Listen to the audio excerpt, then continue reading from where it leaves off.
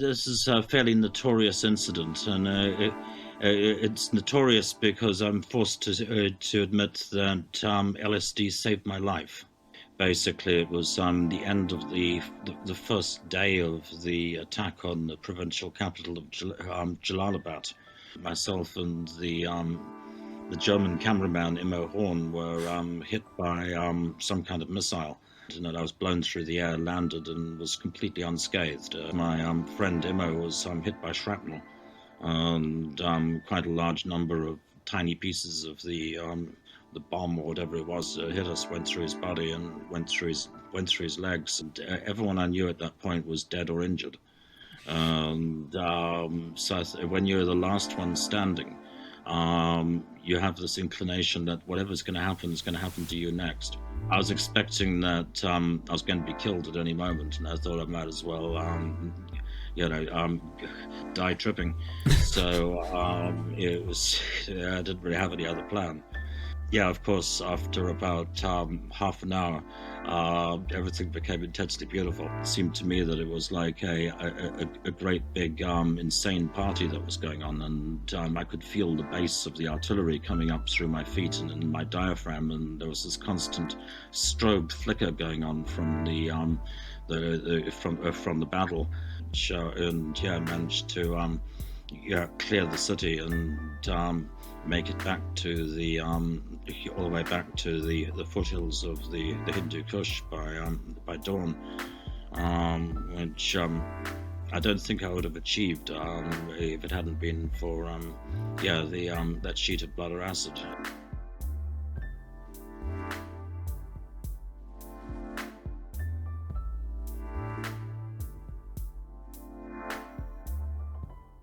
This remarkable story of a profound psychedelic experience in the middle of a literal battlefield comes from a conversation I had with film director Richard Stanley, who was at the creative helm for cult classic movies like Hardware and more recently The Colour Out of Space starring Nicolas Cage, which if you haven't seen it, it is one of the best horror films I have seen in years. It is trippy as fuck. In this episode, Richard recounts the time he was in Asia to film a documentary in a region which rapidly escalated into an all-out war zone, and how LSD might just be the reason that he has lived to tell the tale.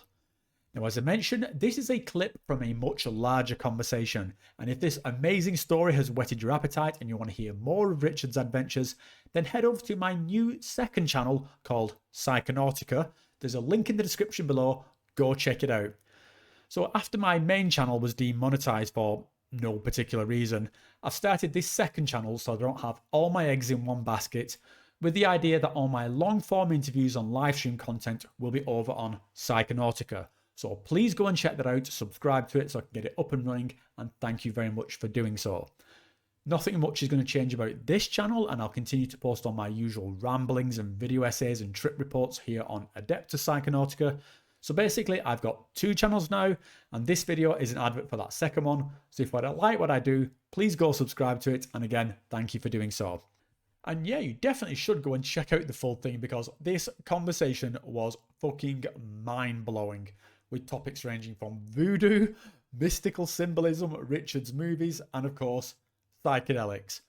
Okay, so with all that preamble out of the way, let's listen to legendary movie director Richard Stanley talk about how he ended up taking a shit ton of LSD as he thought he was about to die. And I just got to sneak it in here. I think this guy is an absolute legend, so I hope you enjoy it as much as I did. Well, this is another feature of you, Richard. You seem to get into a few scrapes where I wonder if you wouldn't mind sharing perhaps some of these kind of stories. Particularly, I understand that there was one that you had around with your time in Afghanistan, which I think nicely ties in with this kind of psychedelic theme of the channel. Because maybe you want to if you fill in the blanks there of your LSD experience in Afghanistan. Yeah, and this is a fairly notorious incident, and it's notorious because I'm forced to admit that LSD saved my life.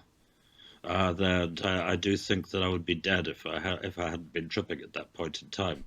and I often use this as a rebuttal to people's arguments against psychedelic experimentation, because yes, people can do stupid things under the influence of acid, and it does mess up a lot of people who take it. But at the same time, I can't deny the fact that I owe my life to it as a drug, which was just a set of bizarre circumstances. But before we left England, some friends of mine who were involved in psychedelic experimentation gave us a sheet of blotter acid, with the intention that if we ever did make it to Shambhala, or ended up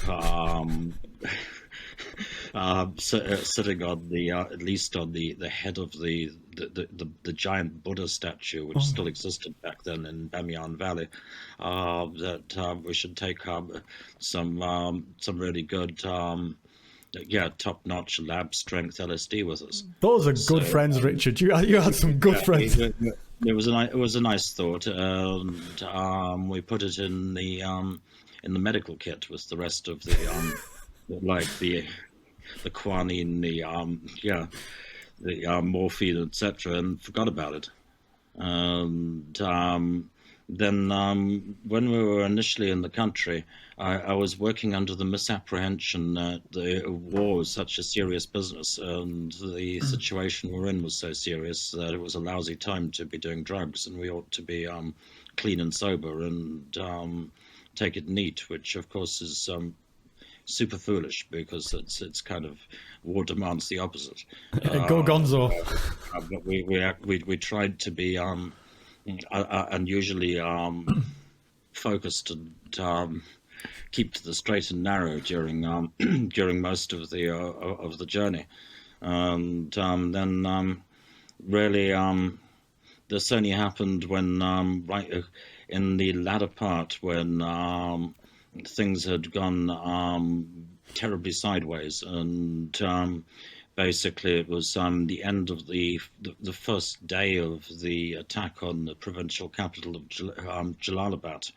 A situation had happened where the resistance had decided that they needed to install a tribal government in a recognized capital city. It was the only way that they could get UN recognition at that point in time. So the United Nations' attitude basically precipitated a situation where there was a mass attack on the provincial capitals, Jalalabad, and in the course of it we got pasted. It turned out real bad.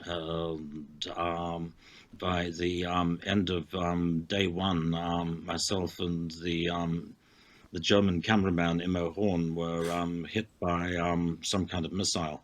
I don't know what, but I remember what it sounded like, and we were both blown up. It was just after dark, and I had a sort of Pulp Fiction moment in that I was blown through the air, landed, and was completely unscathed and unharmed in any way, which afterwards seemed suspicious, and which often caused me to question the whole event. But nonetheless, we got blown up, whereas my friend Immo was hit by shrapnel, and quite a large number of tiny pieces of the bomb or whatever it was hit us, went through his body and went through his legs, and I got up and found I was okay, and he was down on the ground, couldn't move, and the first thing I did was I went for the medical kit and had to apply a field dressing to make certain they didn't bleed out.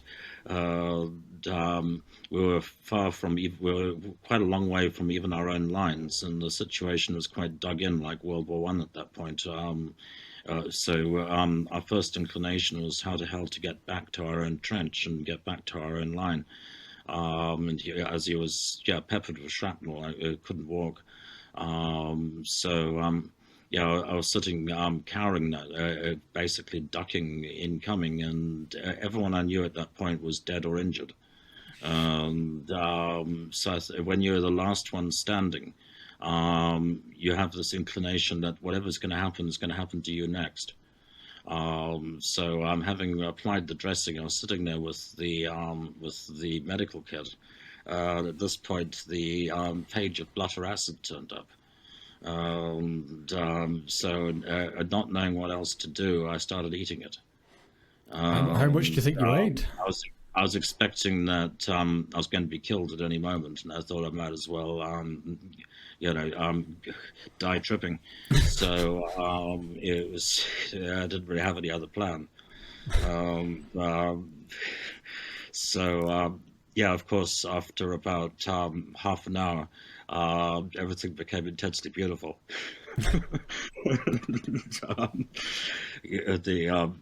The circumstance was was rapidly transformed, and my initial fear of the fireworks wore off.